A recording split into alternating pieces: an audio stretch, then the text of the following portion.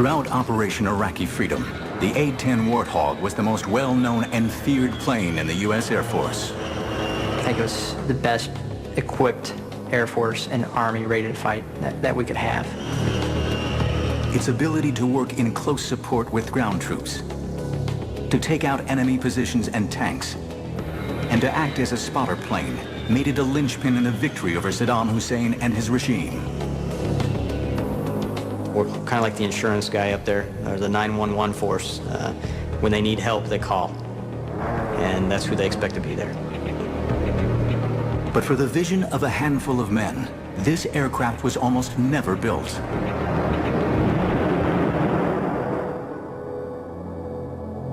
In World War I, aircraft were used as a way of supporting the troops on the ground. In facing down resistance, the planes were called in to either bomb or wipe out the enemy. Close support in cases of mobile warfare, of moving fronts, of fast-moving combat, whether it was retreat or advance, close support was overwhelmingly important. In those situations of battlefield chaos, it's very hard to get good artillery support. Suddenly, airplanes become overwhelmingly important and overwhelmingly effective. During the Second World War, fighter bombers such as the Typhoon, the Tempest, the Mustang, and the Thunderbolt I were used in close air support roles very effectively. But one single aircraft was feared as the ultimate close air support machine. The German Junkers 87 dive bomber, nicknamed the Stuka, and fitted with a screaming siren. It demonstrated the most effective use of close air support ever seen.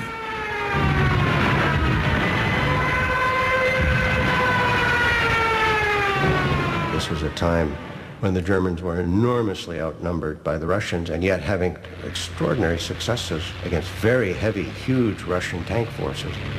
And a key component of that were these Stukas, of which the most famous unit was led by Colonel Rudel, who was the most decorated pilot of World War II.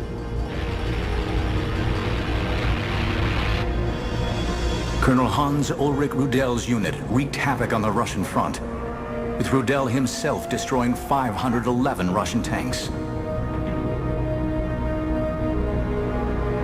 But with the defeat of Germany in 1945, the success of close air support was largely overlooked. On September 18, 1947, the United States Air Force was born. Its main focus, to deliver nuclear weapons. Close air support was not a priority.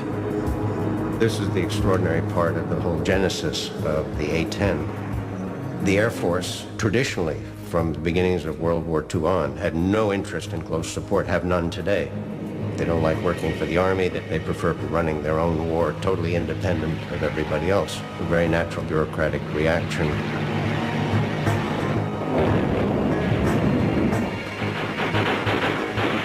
During the Vietnam War, the Air Force had to rely on aircraft such as the A-1 Skyraider to protect its ground forces. But what was clearly needed was an aircraft specifically designed to carry large bomb loads, absorb heavy ground fire, and fly for long periods at low altitude over the battleground. Taking the initiative, a group of highly skilled engineers at the Pentagon came up with the specifications for a close air support aircraft, with the hope that the Air Force would eventually see the light. We designed the airplane based on the close support done by these A-1 pilots. We used the experience of the Germans on the Russian front with Stukas, and we actually interviewed Colonel Rudel, who was still alive at the time. We used his experience very heavily in the design of the airplane. We tried to shape an airplane that was directly useful in specifically support of Army troops in the field. A first in aviation history, the Air Force eventually initiated a competition for an aircraft to be specifically designed for close air support. When the request for the proposal on the A-10 came in, I immediately was assigned to work on the aerodynamics of that. Fundamentally, she was to be a close air support airplane, which was capable of knocking out heavy tanks as well as operating from an unprepared short field of 1,500 feet. Fairchild Republic took on the challenges of designing an aircraft unlike any ever built. The winning design would be a stable, straight-winged aircraft to allow for excellent lift and maneuverability. This combined with the General Electric's TF-34 turbofan engines, which would give it a high thrust for takeoff, and a low fuel consumption to enable the plane to have loiter capabilities essential for the role.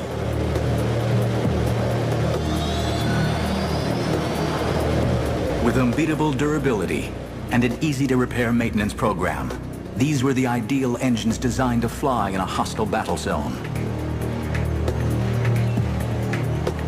But for the Fairchild team, the challenges became apparent immediately. The typical way to build a jet airplane, and the reason that all jet fighters are impossible to use in this close support mission, because they all have fuel wrapped around the engine. Once you have fuel wrapped around an engine, a .22 rifle will kill you. One of our very first design rules was the fuel had to be someplace other than the engine. Not only was the fuel safely stored in the fuselage away from the engines, the fuel tanks also had unique built-in fire suppression capabilities.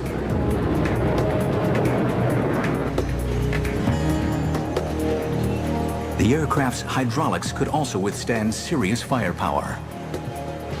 We required that every hydraulic control had to be backed up by a simple mechanical cable system that's much harder to shoot out.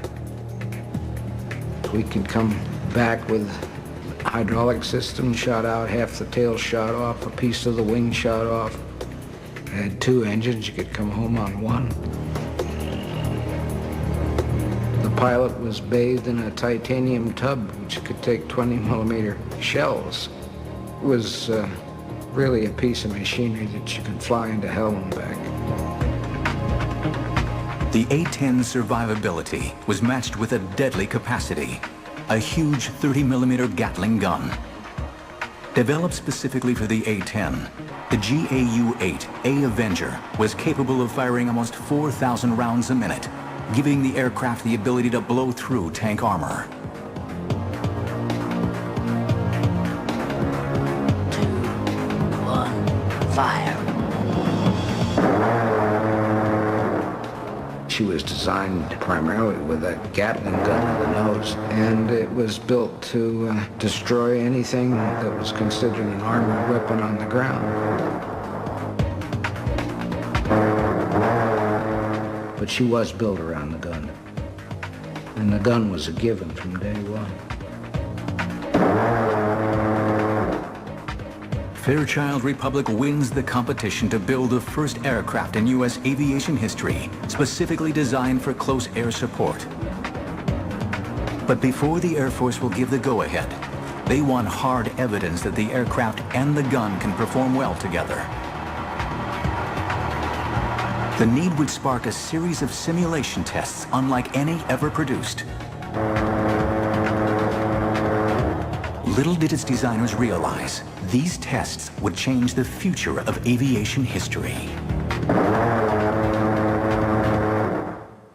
The A-10 has a false canopy painted on the bottom side of its fuselage.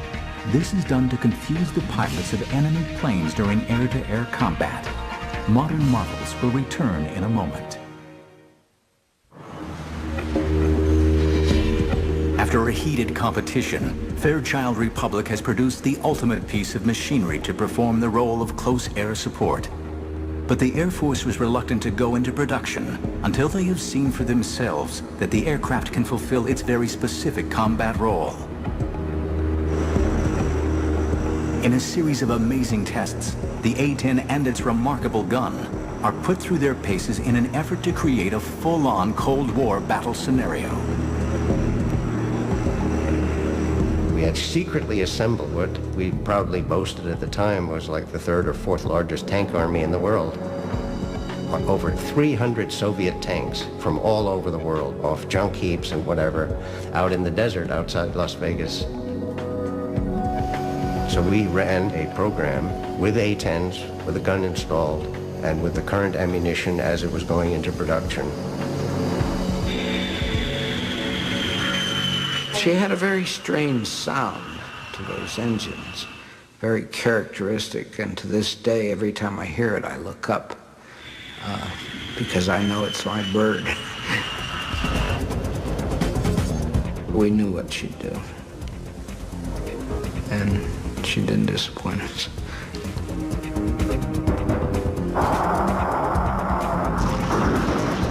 And we did a meticulous series of tests, attack after attack, checking tactics, checking burst lengths, all these details to see how effective we were against tanks. We learned an enormous amount about it. The most important thing we learned was that this weapon had unprecedented effectiveness.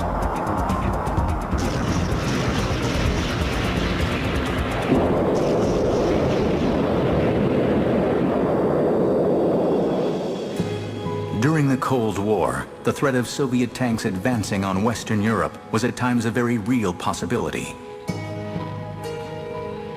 The Air Force finally gives the production of the A-10 the go-ahead. It was now ready to face a specific enemy. With its highly accurate weapons delivery platform, it was the ideal machine to defend against Soviet armored supremacy.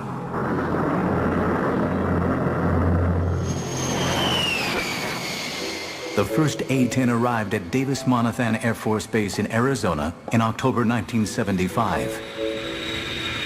Immediately christened the Warthog, the A-10 was admired for its simplicity and ruggedness rather than its good looks.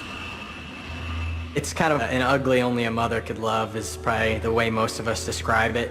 It's that ugliness is what makes it so tough. It's very rugged. People can compare it to like a Jeep or a Hummer or something like that. It's thick, it's big, everything about it is boxy, and it looks very strong and sturdy. It's almost guaranteed to bring the pilot back alive. But with a top speed of only 420 miles per hour, high-set twin engines, and squared-off slab-like wings, the A-10 was a far cry from any streamlined jet. It's pretty awe-inspiring. It was so much bigger than the aircraft I'd flown in pilot training. It felt huge and it felt big getting into it. And it was also intimidating just because first time you fly the airplane, you're by yourself, but it was definitely exhilarating at the same time.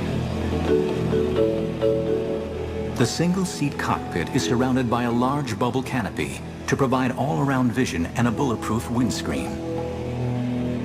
I love single-seat cockpit. That's one of the reasons that I was enticed by the A-10. No one looking over your shoulder, no one telling you what to do. You put the aircraft where you want to do it and you employ it in the fashion that you want to employ it. It's all personal, and you are the master. I think the first time that was one of the things that surprised me. It took itself right off the runway for the most part. Once it hits the speed it wants to fly, it just lifts up and away. And I think it probably has to do a lot with the big straight wing, positive camber on the wing. It wants to fly. The plane reacts to you. It's like you kind of strap on the plane itself, and it's an extension of you, and it flies. It has a feel of a real stick and rudder. The A-10 is known for its tight turn radius, so it can turn on a dime. You can even look at the ground as you're turning, and it looks like you're just turning in space. Straight wing lets us turn very, very tight. So even though we're going slow, we've got a very small turn radius, and we can very quickly move our flight path so that we can dodge all those, the AAA and the surface-to-air missiles. But it's the challenge of the unique close air support role that's the main attraction to the A-10 pilots. It's an environment where anything can happen at any time. The mission that we do is not a rote mission. You don't come into it knowing exactly every single thing that's going to happen from the time you take off to the time you land. Once you get in the air is where it starts actually unfolding, and you have to react to that. You hear American voices on the radio screaming because they're taking fire and that there are people dying. Their artillery can't get the enemy. They call in the A-10s. flying of the airplane has to become secondary. Now you're trying to employ the weapon system, and that's where it gets complicated. We get maps spread out in the cockpit, and we're still trying to talk on the radios and keep from getting shot at.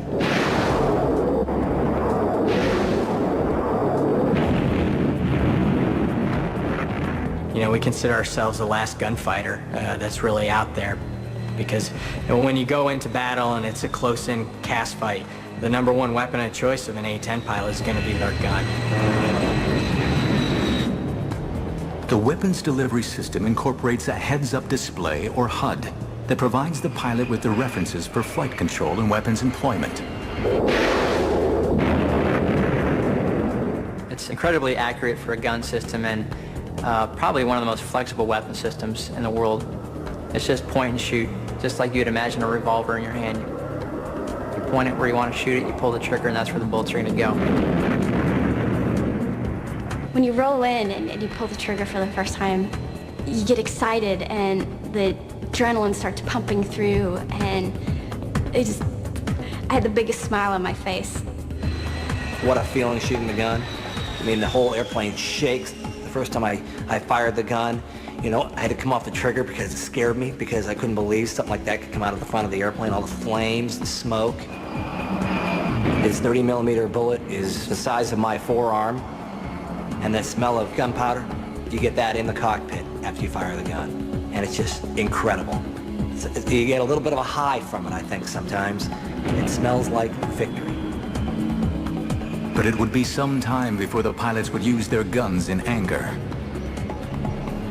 With the ending of the Cold War, the tank fleets of the Warsaw Pact no longer seemed like a threat.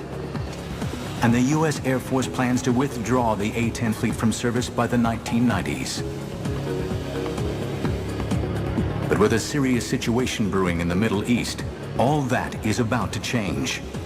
The Warthog was about to play a key role in bringing down one of the most destructive individuals in history. Fuel for the A-10 is held in a self-sealing compartment that's protected by internal and external foam. This holding cell will automatically repair itself if hit by a bullet of up to 23 millimeters in size. Modern marvels will return in a moment. In September 1980, Iraq invades Iran, beginning one of the longest and most destructive wars of the 20th century.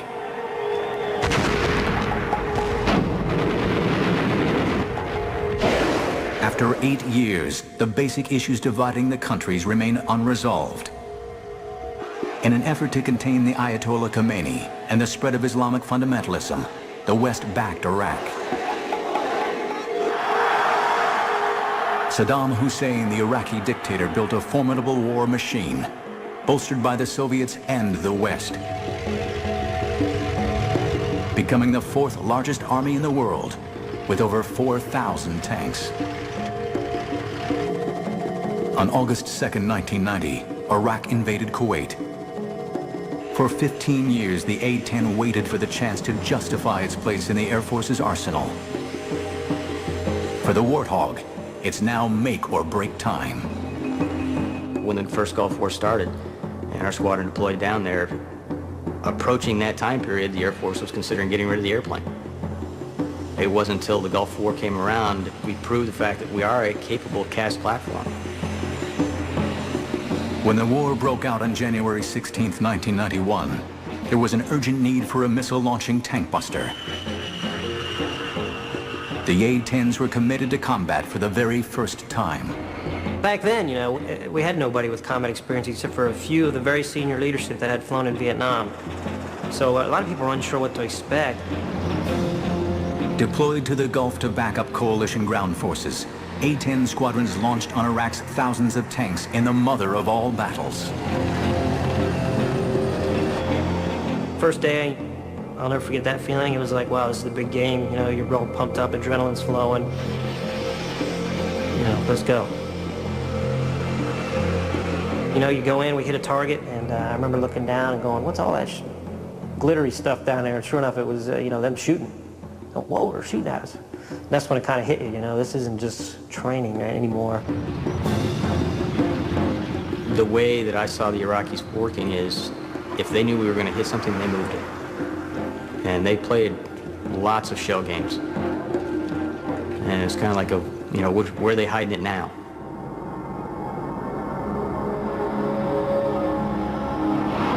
By February, the coalition air forces appear to be dominating the skies, and the A-10 is seemingly invincible. And we're feeling pretty confident. You know, if you survive your first 10 combat missions, your chances of surviving the war go up significantly. Major Rob Sweet was on his 30th mission for Desert Storm. On February 15th, he was the wingman in a 2-ship mission launched deep into Iraqi airspace. It was a little far into Bag Island for an A-10. It was about 100 miles past the border where good guys were. And my flight lead, who was obviously a lot more experienced and wiser than I was a little concerned about the mission. With the Iraqis' ammunition running low, Saddam's forces were being more selective about their targets and sought to maintain a higher strike rate.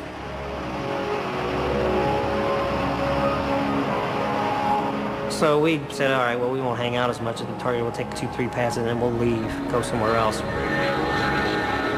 It was a formation of tanks in a circle about 3 miles in diameter. No craters anywhere, and we were kind of aware that maybe these were plywood dummy targets. Sweet's flight leader rolled in to take a closer look at the target, and then clears his wingman in. For Sweet, what began as a routine mission was about to turn into his worst nightmare. As I'm coming off, sure enough, here comes the SAM. Well, whoa, that ain't good. But if you see it, you can beat it. So I saw it, put out some shaft flare, I kind of pulled around it, and it missed, sure enough. But it was close. In fact, that was as close as I'd ever been come to getting hit by anything. So I went from being, whoa, that scared the living daylights out of me, to losing my professionalism somewhat and getting really pissed off at this guy for scaring me. So he was going to die for doing that. As I was rolling in, I felt off a loud bang in the airplane, and I went, ooh, that isn't good. And I looked back, and I didn't like what I saw. Most of my right wing was gone. It was on fire. Thinking to myself, okay, bad hit, but there's still some wing on there, and I should be able to fly it out of there, and the A-10's pretty rugged. The Iraqi missile, which would have destroyed most other fighters, seriously cripples the A-10. The plane enters a steep spin/spiral, starts spiraling on down. I'm throwing switches trying to recover. I'm yelling, yeah, I can't recover, and then I start to panic. And I remember just seeing a desert coming up like this, and time to get out. The ACES-2 ejection seat is a fully automatic catapult rocket system. Once ejected, the parachute automatically deploys. I'm coming down on my parachute, and I see my A-10 hit the ground. And that was kind of disturbing. As Sweet hits the ground, he's seized by Iraqi soldiers. You know, and they were on me before I even had a chance to roll over. And then it was their chance to get some payback. And so I got the crap beat out of me, basically.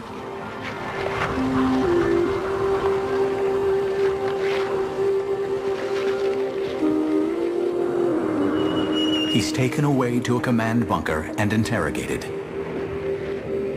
I thought I was going to get shot at any moment, you know.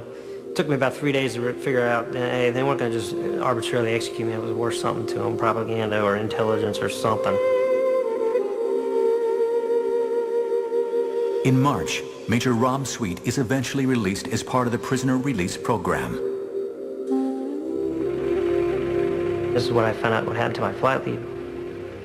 After I had been shot down, my flight lead had been shot down. And it turns out he never got out.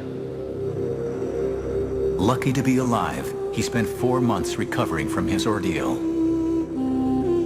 If I would have been flying any other fighter when I was hit by the SAM, and it was a bad hit, I'd be dead right now. But despite this, the aircraft proves more versatile and better able to survive over enemy territory than anyone expects.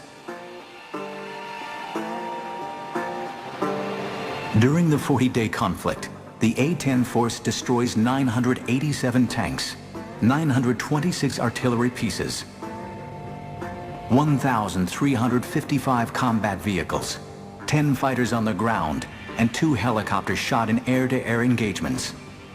The A-10 earned a new nickname, the Tank Buster.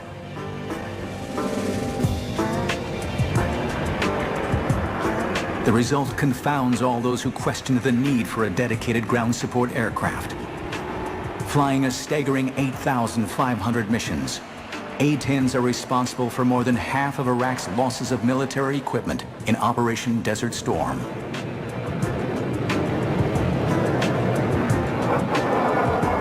Tragically, this remarkable record is marred by a number of incidents in which coalition forces are mistakenly attacked by A-10s. Now, there was an incident yesterday in which an American A-10 inadvertently fired on two of our infantry fighting vehicles. The aircraft was one of several which had been called into deal with an enemy position, and the incident itself is, of course, under investigation. 9 British soldiers were killed. The Air Force was adamant that it could eliminate attacks from friendly fire. What nobody knows is that the next challenge for the A-10 will be in an entirely new and forbidding battlefield, Afghanistan. 721 A-10 aircraft were built since 1975. 367 are in active service today. Modern marvels will return in a moment.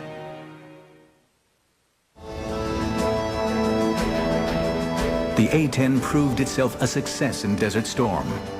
But for this aging aircraft to remain integral to the Air Force attack plan, it would have to meet the constraints of an ever-changing battlefield. The A-10 got quite a few upgrades. No new engines or anything like that, but more avionics upgrades.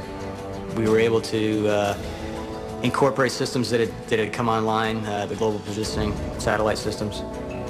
The A-10 was the first fighter to fully integrate with the night vision devices.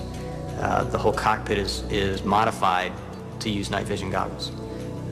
We've been training with them longer than pretty much any other fighter community, and we've gotten very good at it. The A-10 is destined for a new mission. On September 11th, 2001, the war on terrorism begins. Our response involves far more than instant retaliation and isolated strikes.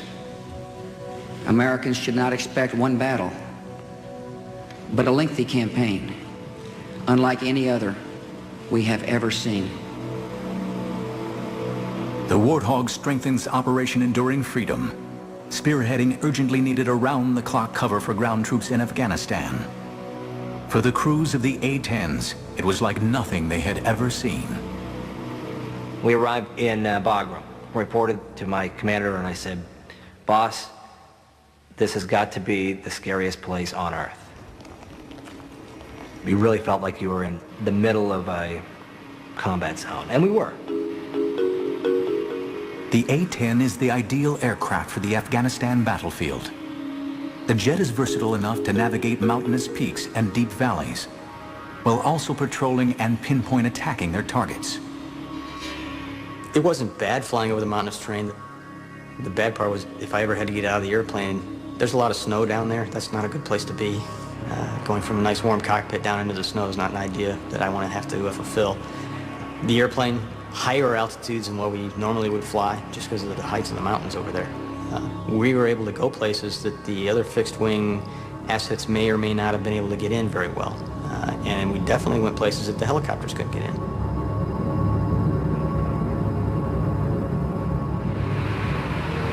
Around the clock, the Warthogs support regular and special forces soldiers while combing the mountains of Afghanistan for enemy rocket launch sites and mortar posts. As its pilots soon realized, every mission would test their training and their wills to the limit.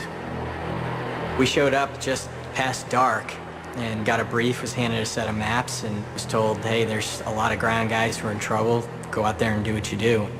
Didn't have a whole lot of situational awareness on what was going on the ground, and when we checked in, the radios were just going crazy with guys calling for close air support. Your pulse rate goes up. The intensity of what you're thinking about goes up. You know, the adrenaline rush, it's a good feeling though. And what's nice is You turn your airplane towards the fight, and your training takes over. So first thing we're looking for is what's the overall situation on the ground, and get a big picture view, and then move into the area. And once we get into the area, have a pretty good idea of where everybody should be. Now we'll move from the big picture to the much smaller concentrated area. And one of the first things I'm going to try to do is look down and try to find where the friendly position is. And if I can't identify him exactly, I want to at least narrow down something that I can use as a line in the sand and say, okay, we can't drop past here, because that's where our guys are. On entering the battle zone, one of the A-10 pilot's main responsibilities is to avoid friendly fire incidents at all costs. What we mainly have to help us avoid fratricide is our radios and our eyes. Very low tech, but I think that's what makes us more efficient. Yes, we have a global positioning system that helps us figure out where we are. And we have night vision goggles that find out what's down there. But when it comes time to find out where the target is, yeah, we got to use old-fashioned Mark I eyeballs and our hands to think about where that is, because without that, we couldn't do our mission.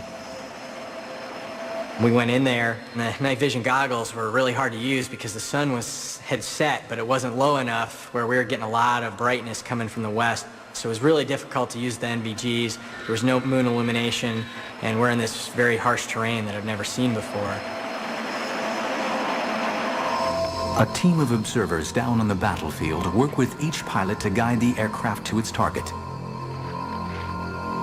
The Terminal Attack Controller, or ETAC, works for the Army and is responsible for ensuring that the A-10 pilot identifies and attacks the correct target while minimizing the risk to friendly ground forces. We pass them a situational update, an area update on what's going on in the battlefield. Let them know where the friendly troops are, what the situation is of the enemy, and they kind of give them a heads up of what the threats are in the area. We'll pass them all that information, they'll copy it down, they work their little magic in the cockpit. The A-10 is linked to the ground commanders by an Army radio network, which distributes data throughout the battlefield. He said, hey, here's where we are, and I need you to put some ordnance down 700 meters from us, which, that was eye-opening. And so we took that distance and rolled in and put a couple of 500-pound bombs down, and it immediately quieted the target area. It's kind of like a large dragon breathing fire. That's what I could, it sounds really loud. Like a dinosaur, really, raining lead from the sky. Like guardian angels, A-10s continue to fly over Afghanistan, protecting their friends on the ground until the war against terrorism ends. But an old enemy was waiting in the wings. States like these and their terrorist allies constitute an axis of evil, arming to threaten the peace of the world. The need for the A-10 would reach its climax in March 2003. Saddam Hussein's horrific regime is reaching fever pitch. This time, it would take an army with the A-10 on the front lines to bring him down. An A-10 fighter is still capable of flying with 10 feet of its wing missing and half of its tail gone. Modern marvels will return in a moment.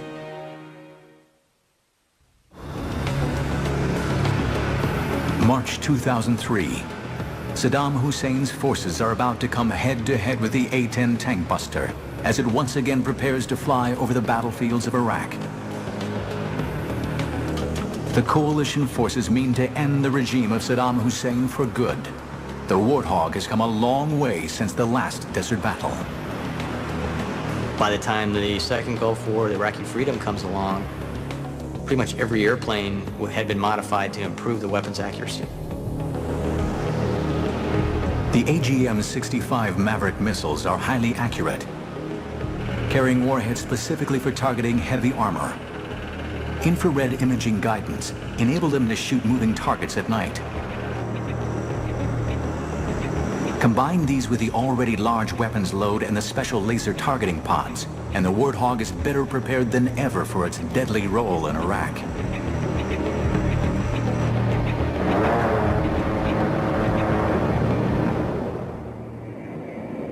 Flying from the seized Talil Air Base in southern Iraq, A-10s fly numerous missions as coalition forces launch one of the greatest military assaults since World War II. The assault of Baghdad. For the A-10 crews, it would be the challenge of a lifetime. We were flying up towards Baghdad. We were excited to go up there, but the hair on the back of our necks was standing up, and your heart was beating really fast. I actually said a lot more prayers stepping into the cockpit that day. There's all those different emotions running through your mind, and you're saying, please, let me do what I'm trying to do and do the right thing. Calling the Warthogs to their targets is another essential member of the ground command team, the Forward Air Controller, or FAC. A-10 pilots take turns to carry out this job, using their specialist knowledge of the mission in the air to coordinate with the soldiers on the ground. We go to a battalion, and we speak Air Force to the Army. We make sure the no fratricide occurs. Air Force doesn't shoot the Army doesn't shoot the Air Force. Keep them deconflicted, but then secondary to that is make sure that those A-10s affect the battlefield for the Army. Everyone's talking, just trying to get permission to actually execute the attack. And those sound like simple questions, and this sounds like, pick up the phone, ask, but when you're asking one airplane who's relaying to another guy who's probably, 400 or 500 miles away, sitting in a room somewhere, it takes time. And, oh, by the way, every aggressive fighter pilot in Iraq at this point is making the same phone call, trying to get permission. Thanks for the work, sir. You got your lead. The FAC is the A-10 pilot's first point of contact on arrival in the area. Part of his role is to provide the pilot with the target coordinates with pinpoint accuracy. It sounds cold-hearted, but it's very systematic, They tell us the targets, we find the targets, we kill them, we report it's killed, next target. And it just goes, next target, next target. On arrival over the battlefield, the A-10 pilot often has to use basic technology to locate exactly where the target is. In pilot Eric Yehemowitz's case, an Iraqi missile site. I went down with the binoculars and was searching the target coordinates. The 6 missile launchers weren't where they were supposed to be. So it took me a little while to search the area. The Iraqis had moved them probably about half a mile to a mile away. I'm thinking to myself, okay, I don't know if that radar operator sees me with that missile, but I see the target next to it, and it was just an awesome feeling. Your focus then, all of a sudden, is into this one little area is what you're looking at. As you roll down, pilots call it the chute, or when you roll in to employ, that's it, the whole world melts into just this little area. And I was able to lock this thing up and fired that missile, and it came screaming off the rail. From over 17,000 feet, the long-range 300-pound launch and leave Maverick missile travels to its target. For Yehemowitz, the seconds seem to go on forever. I'm waiting and I'm thinking, oh man, the missile went stupid, it went flying into Iran. It should have hit by now, and I'm like, oh man, I'm in trouble. It just felt like an eternity. It is surreal. You're so far up, it's hard to hear anything on the ground. You're so used to hearing the jet, it's like the white noise of having a fan in the background. But then all of a sudden, boom, just a massive explosion, and it is totally elation. Now I know I got him. You pull off, get a little more altitude, and then turn back and take a look. And it's a little fire show for you. It's just so professional, it's unbelievable. There's not a lot of hooting and hollering, and it's not like Top Gun, people screaming, yeehaw. It's war, and people are dying, and everyone knows it. We're sitting on the edge of our seats, concentrating that we don't get shot down for once, and then that we don't hurt the wrong people. Going in there, I said I have 2 objectives. 1, 0 fratricide, 2, affect the battlefield. And they were in that order. My number 1 goal was to prevent fratricide. Knowing where the friendly forces are is paramount if the A-10s are to protect them. and losing sight of troops on the ground can lead to mistakes or deadly friendly fire. As a fighter pilot, that's our first job, to find out, is there anyone out here that we don't know about? You know, it comes down to a fight with friendlies nearby. Weapons release is going to be authorized by the guy on the ground. So you have to have that warm fuzzy, that you've got the complete picture, that you know these are friendly troops, those are enemy troops. But even with all the advantages of modern technology, relying on this alone can seriously jeopardize the troops on the ground. Yes, there are technological ways. There are also old school ways, giving a good talk on, making sure you're confirming with that aircraft that he really does see the friendlies. There's 1,000 ways to make sure that he's looking at the right thing and you all are on the same page of music. And I used every single one of them, because I'd rather drop 0 bombs and have 0 fratricide than drop 1,000 bombs and have 1 be on a friendly position. Despite the fear of horrific friendly fire accidents, the feeling of flying the plane is the love of every hog driver and the reason for signing up.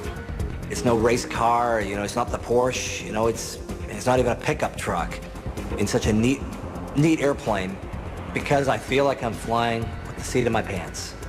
I can feel everything that's happening to the airplane. None of it's magic, it's all me. Whatever it does, I made it do. The 60 Warthogs deployed for Iraqi freedom dominate the skies, firing an incredible 311,597 rounds of 30mm ammunition. The flying gun performs amazingly. We lost a few folks in the first Gulf War. We didn't lose any in the second. Lost airplanes, but we didn't lose people. That's a testament to the aircraft itself. If I had to be in an airplane and be shot at, the A-10 is the only one I want to be in. The A-10 is an awesome airframe, and the fact that it works with you, and it feels like it's a part of you, and it's one of the only airframes left that it's true flying. You can feel it fly. The A-10 means close air support at its finest. It's been my home now for 8 years, and I love it, and I hope I get to stick with it, and I hope we get the upgrades we want to take us into this next century and keep supporting the Army. But I think it's just an awesome weapons platform. It fills a specific niche, and it does it really well. Able to keep flying with battle damage that would cripple many other designs, and lethal to any armored vehicle in service, the humble Warthog of the 1970s has come to rule supreme over the digital battlefields of the 21st century. Due to remain in service until at least 2025, the A-10 Warthog has proven itself to be one of the most effective aircraft ever flown in the U.S. Air Force, and a legend to those who've flown it. She is not very clean when it comes to protuberances and bumps, and so she's not the sleekest looking piece of machinery that I ever designed. But she got the job done.